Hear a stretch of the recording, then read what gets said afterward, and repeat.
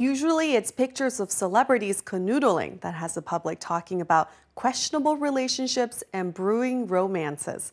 This time, it's affectionate pictures of two countries' leaders that has people talking about their close relationship. Reported by Daily Mail, UK Prime Minister David Cameron disclosed to the public the details of his visit to America and meeting with President Obama last week. The two leaders' close relationship surprised everyone. After watching a basketball game in Ohio, they hopped on Air Force One back to Washington. Obama then told Cameron to take a nap on his sofa bed because of his jet lag, even covering him with a quilt. That's awfully sweet of him. During Cameron's 3-day visit with the Obamas, he compared the U.S. president to Theodore Roosevelt, commending him for pressing the, quote, reset button on the moral authority of the entire free world. Some saw this love fest as an obvious endorsement for another 4 years of Obama as president. But what did Chinese netizens think? Let's find out. First is MSJ. It seems Obama is infatuated with Cameron. Look at his hands, they're always on Cameron's back. Obama's gesture shows his mighty and manipulative position all the time.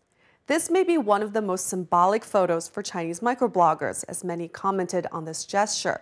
The body language not only shows the close bond between the two leaders, but implies the power balance between the two countries, with the U.S. playing the older sibling to the U.K., looking out for him, caring for him, and letting him know, I've got your back.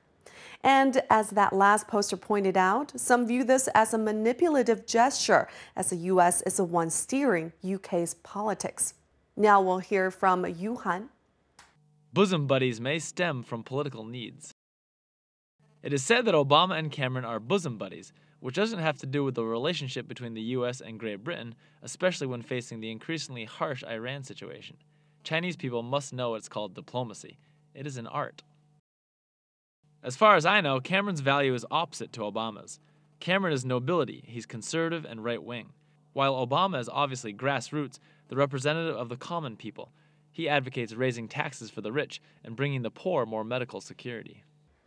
These comments hint at a reality that many Chinese have come to terms with. You can't call it jealousy exactly. It's more like the feeling of, it is what it is. See, the close ties between Obama and Cameron is a type of brotherhood that could never exist between Obama and a Chinese leader. Sure, President Hu and President Obama could be cordial with each other, maybe even crack a joke or two, but going to watch a college basketball game and taking a snooze on Obama's sofa bed? Never in a million years. The fact is, there are fundamental cultural and sociological differences between the East and the West. Thus, either is able to break into each other's social circles, not to mention the lack of a common language. But perhaps with globalization and the growing number of culturally mixed offsprings, we can expect this gap between the East and the West to shrink in the near future. Maybe my kids will be able to witness the U.S. and Chinese presidents getting buddy-buddy at a baseball game while pounding back a few beers. Hey, I said maybe. Next on the radar, World Water Day and what China's doing to help with the water crisis.